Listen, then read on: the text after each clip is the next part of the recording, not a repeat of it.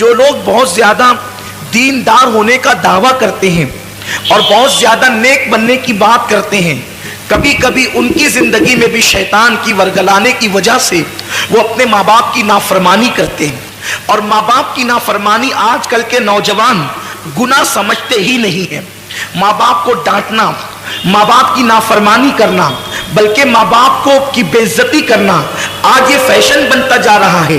بلکہ یہ بھی ہوتا ہے کہ ان کو کیا سمجھتا ہے، ان کا دور تو الگ تھا، یہ تو بڈھے ہو گئے ہیں، ان کو عقل نہیں ہے، ان کا دماغ نہیں چلتا ہے، یہ تو جاہل ہے، یہ تو ان پڑھ ہے، ہم پڑھے لکھے لوگ ہیں. اچھی طرح یاد رکھنا میرے پیارے آقا صلی اللہ علیہ وسلم کے دیوانوں، ذرا دل پہ ہاتھ رکھ کر اللہ کے رسول علیہ السلام کا ایک فرمان سنو. سرکار مدینہ مصطفیٰ کریم رؤوف الرحیم صلی اللہ علیہ وآلہ وسلم فرماتے ہیں قیامت کے دن ایک بندے کو حاضر کیا جائے گا اور اس کے نامے اعمال میں ہر نیکی موجود ہوگی. پہاڑوں جیسی نیکیاں وہ لے کر کے آئے گا. اس کی نیکیوں کو دیکھ کر کے حدیث پاک کا مفہوم ہے، اس کی نیکیوں کو دیکھ کر کے اہل محشر حیران ہوں گے کہ اس کے پاس نیکیاں کتنی ہیں. بہت زیادہ نیکیاں وہ لے کر کے آئے گا اور اس کی نیکیاں جب میزان پہ رکھی جائے گی تو میزان بھاری ہو جائے گا. وہ تصور کرے گا کہ انقریب میں جنت میں جاتا ہوں، لیکن جب میزان پہ اس کی نیکی رکھی جائے گی تو اس کے نام اعمال میں گناہ نہیں ہوں گے، اس کے نام اعمال میں گناہ نہیں ہوں گے، نیکیاں ہی نیکیاں ہوگی. اور جب اس کی نیکیاں تولی جائے گی تو میزان اس کی نیکیوں سے بھر جائے گا. وہ خوش ہوگا رہا ہوگا، وہ دیکھ رہا ہوگا کہ انقریب جنت کا پروانہ ملنے والا ہے. ایسے میں کاغذ کا ایک چھوٹا سا ٹکڑا اس کے گناہ کے پلڑے میں گرے گا. جب اس کے گناہ کے پلڑے میں چھوٹا سا کاغذ کا ٹکڑا گرے گا تو اس کی ساری زندگی کی نیکی ہلکی ہو جائے گی اور اس کے گناہ کا پڑنا بھاری ہو جائے گا. اور حکم ہوگا فرشتوں اس کو منہ کے بل گھسیٹتے ہوئے جہنم میں لے کر کے جاؤ اور اس کو جہنم کے اندر پھینک دو. لوگ حیران ہوں گے، وہ بھی حیران ہوگا کہ میں نے ساری زندگی نیکیاں کی، یعنی سال میں عمرے بار بار کیے، روزے رکھے، حج کیے، زکات دیے، صدقات دیے، میں نے بہت ساری نیکیاں کی، پہاڑوں جیسی نیکیاں کی ہیں، لیکن اس چھوٹے سے کاغذ کے ٹکڑے کے اندر آخر کون سا گناہ لکھا گیا ہے، میری کون سی بھول لکھی گئی ہے، میں کہاں پر زندگی میں چوک گیا ہوں کہ اس چھوٹے سے کاغذ کے ٹکڑے نے میری ساری زندگی کی نیکی کو ہلکی کر دیا.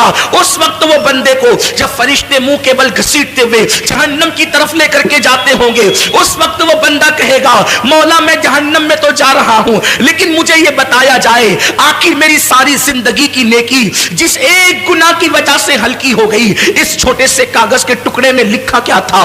آخر کون سا گناہ لکھا تھا جس کی وجہ سے میری زندگی کی نیکیاں ہلکی ہو گئی؟ میری زندگی کی نیکیوں نے مجھے سہارا نہ دیا، میری زندگی کی نیکیوں کے باوجود میں کامیاب نہ ہو سکا. تو قدرت کی طرف سے جواب آئے گا بندے تو نے ایک مرتبہ اپنی ماں سے یا اپنے باپ سے چلا کر کے بات کی تھی، صرف ایک بار چلا کر کے بات کی تھی، صرف ایک بار چلا کر کے بات کی تھی. وہ ایک بار چلا کے بات کرنے والا گناہ اس کاغذ کے ٹکڑے میں لکھا ہوا ہے جس کی وجہ سے تیری ساری زندگی کی نیکی ہلکی ہو گئی.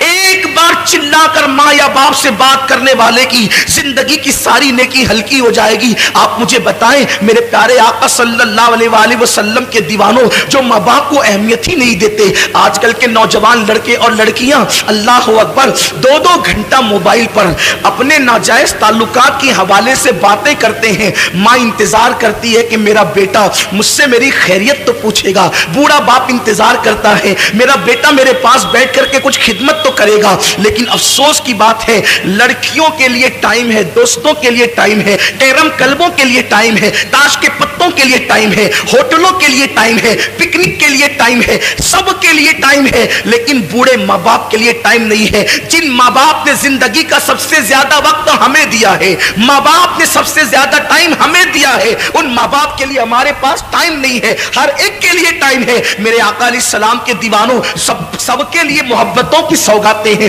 ماں باپ کے لیے محبت کی سوگات نہیں. اور یاد رکھنا میں اپنے جوانوں سے یہ بات کہنا چاہتا ہوں، جس کی زندگی میں ماں باپ کی دعا نہیں ہے اس کی زندگی کبھی پربہار نہیں ہو سکتی، اس کی زندگی خوشیوں سے مالا مال نہیں ہو سکتی۔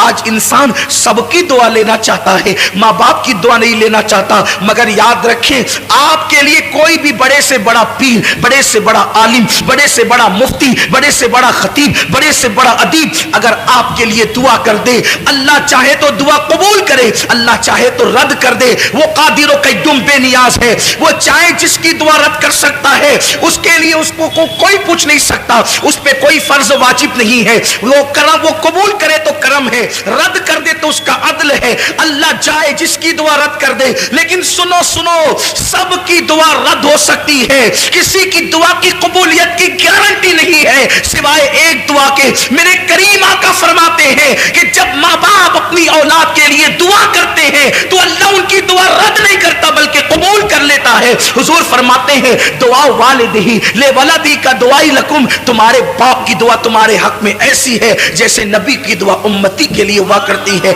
جب کوئی ماں اپنی اولاد کے لیے دعا کرتی ہے تو اللہ کا عرش جنبش کرنے لگتا ہے۔ اللہ فرماتا ہے اے عرش رک جا، عرش کہتا ہے کیسے رکوں؟